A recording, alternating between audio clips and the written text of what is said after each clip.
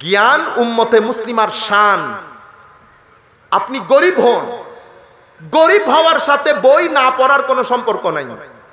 আপনাদের বাসায় class 4 pass 5 pass Bangla তো পড়তে জানেন, আচ্ছা আপনি বাংলাও শিখেন নাই, কোরআন শরীফ পড়তে না জানলে তাহলে আপনি কেমনে পৃথিবী থেকে যাবেন?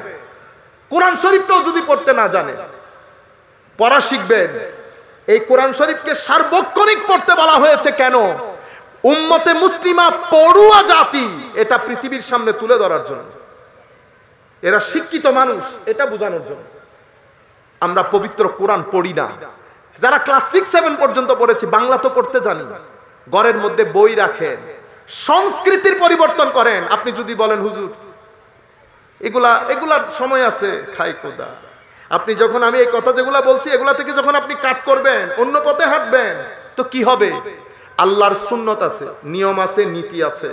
আপনি যখন এই জায়গাগুলা থেকে সরে যাবেন, আপনার দুনিয়ার জীবন কখনো শান্তির হবে না। আল্লাহর নিজাম সেটা না।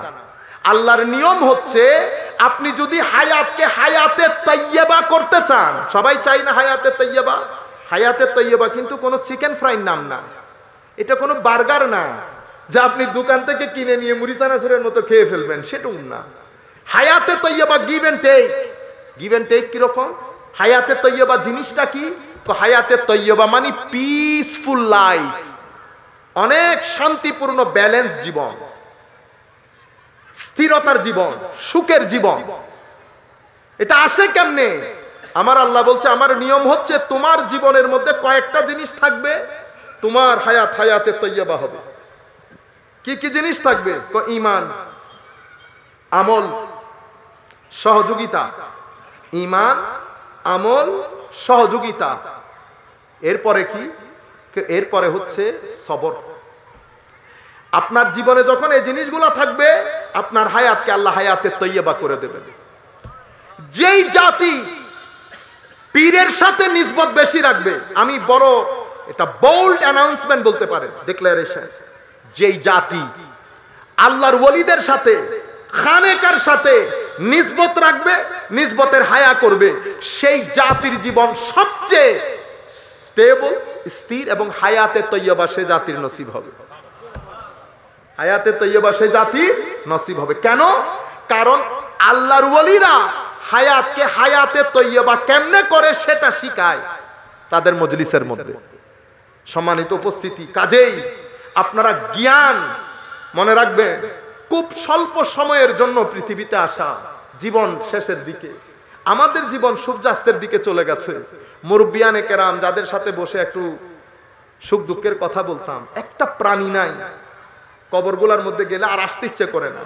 চলে আসার সময় মনে হয় যেন কোনো চাচি যেটি বলতেছেন, বেটা আরেকটু বস, ভালো লাগতেছে। এবং আপনি যদি আমাদেরকে বলেন, না আমাদের এখানে কোনো টান লাগে না। সমস্ত মানুষগুলা চলে গেছে, জীবন বড় সংক্ষিপ্ততার সাথে, দ্রুততার সাথে শেষ হয়ে যাচ্ছে। আমরা একটা মহাসমুদ্রে পা রাখবো, অনন্তকাল ধরে সেই জায়গার মধ্যে থাকতে হবে। এখান থেকে যদি নূর আহরণ না করেন, কবর কখনো নূরানি হবে না। এখান থেকে যদি আমার নবীর নিসবতের হায়া না করেন, কবর কখনো নূরানি হবে না।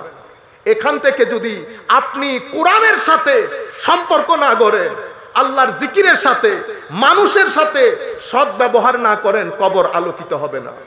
মনে রাখবেন, মুহূর্তের মধ্যে বাতি বন্ধ হবে, অনন্তকাল ধরে সেই জায়গার মধ্যে থাকতে হবে। আমরা এতটাই স্বার্থপর, আমি আসার 1 সেকেন্ড আগেও কেউ আমার নাম নেয় নাই, আমি চলে যাওয়ার কিছুদিনের মধ্যে কেউ আমার নাম আর নেবে না। এটা বিশাল সমুদ্রের মতো, পানি আনতে থাকবেন, মানুষ বুঝতেও পারবে না কেউ পানি নিয়েছে কি নেই নাই।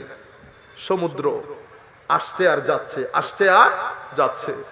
কাজেই হুজুর গৌসুল আজমের সাথে নিসবত করেন, তালিমাত গুলাকে ধারণ করেন এবং সেই আন্দাজে জীবন যাপন করেন। প্রতারণা বন্ধ করে দেন, গালিগালাজ বন্ধ করে দেন, হারামখোরি বন্ধ করে দেন। কবরের জন্য না, আপনার নিজের জীবনের জন্য। হারামখোরি থাকবে আপনার জীবনে, মানুষকে ঠকানো থাকবে। বড় চৌধুরী বহুত দেখেছি। আমার আল্লাহ বলছে, বড় বড় লোক সব কবরের মধ্যে চিত হয়ে আছে, তুমিও চিত হয়ে থাকবা, তুমিও চিত হয়ে থাকবা। ফেরাউনের মতো মানুষ টিকতে পারে নাই, অর্ধ পৃথিবীর শাসক ইয়াজিদের মতো মানুষ টিকতে পারে নাই, আপনি টিকবেন না। এই কিছুদিন, কিছু মুহূর্ত, কিছু সময় সব শান্ত হয়ে যাবে।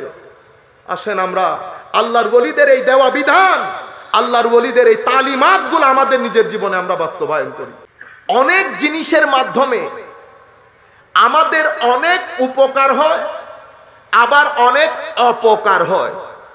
উপকারও বোঝা যায় না, অপকারও বোঝা যায় না।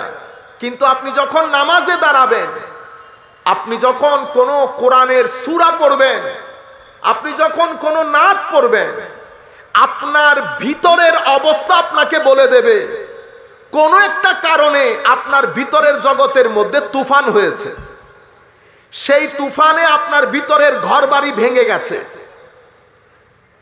জিনিসটা কি? জিনিসটা হচ্ছে সোহবা, সৎসঙ্গ। সৎসঙ্গ জিনিসটা শুনতে খুব সাধারণ, একেবারে সিম্পল, কিন্তু এটা এত মহান জিনিস।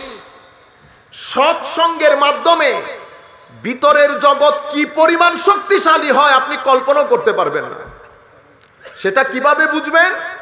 দেখবেন কেরাত পড়লে ভালো লাগে, নাত পড়লে ভালো লাগে, মসজিদে যেতে ভালো লাগে। এই ধরনের যে সৎকর্মগুলো আছে সেগুলা করার জন্য ভিতরে একটা জজবা তৈরি হয়।